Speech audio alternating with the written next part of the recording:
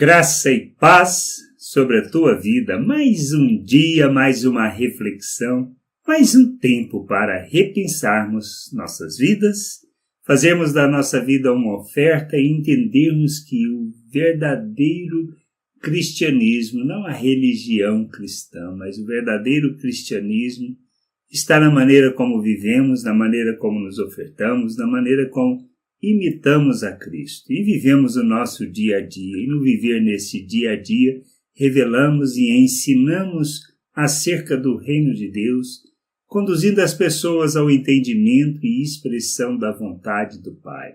Por isso, precisamos acolher como Cristo acolheu.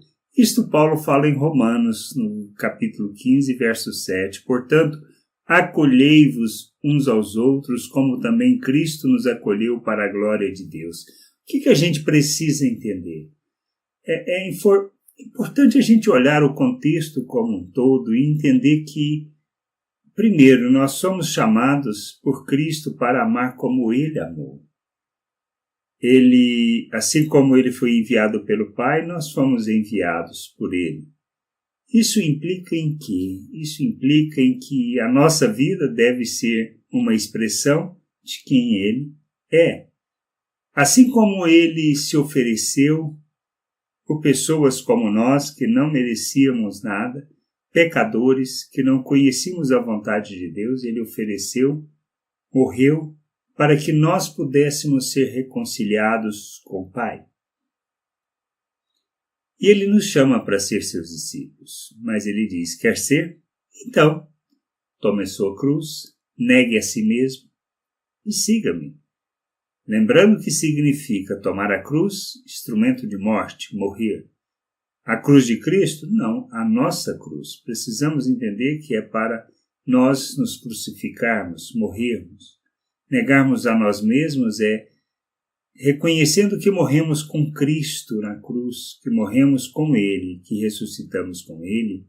Agora não podemos mais viver segundo as paixões humanas, segundo os desejos da carne, do pensamento natural.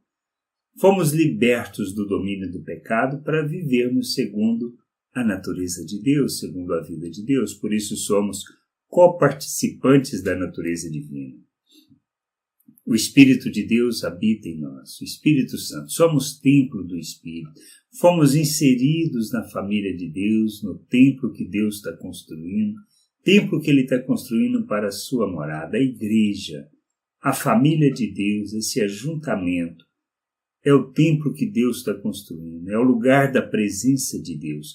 Nós precisamos entender que nós não somos igreja na nossa individualidade. Igreja é assembleia, ajuntamento, é o estar junto. E a gente precisa entender isso, que a gente vive igreja junto, não vive igreja na nossa individualidade nem na nossa religiosidade.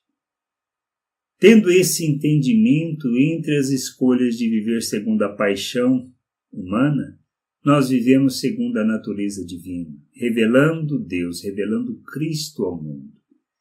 E como devemos fazer? Um dos pontos é esse, amando como Ele, ou seja, acolhendo as pessoas, não discutindo aspectos de fé, debilidade, questões de opinião, mas sendo instrumento de maneira que possamos conduzir as pessoas ao entendimento da vontade de Deus, à expressão da sua vontade. Por isso, muitas vezes, o que nós fazemos faz diferença. Temos que pensar acerca do que fazemos, das nossas atitudes, das nossas palavras, da maneira como abordamos as pessoas, da maneira como, muitas vezes, como brincadeira zoamos, mas isso não tem nada a ver com o reino de Deus, nem com sua vontade.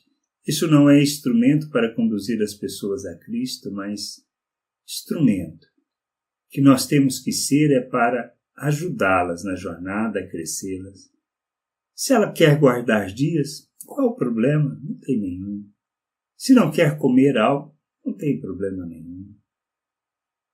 A questão é que cada um é a expressão do entendimento que tem, da sua maturidade ou imaturidade. E se nós somos fortes, maduros, devemos acolher as pessoas, ensiná-las, revelar, mostrar, e não simplesmente achar que por pensar diferente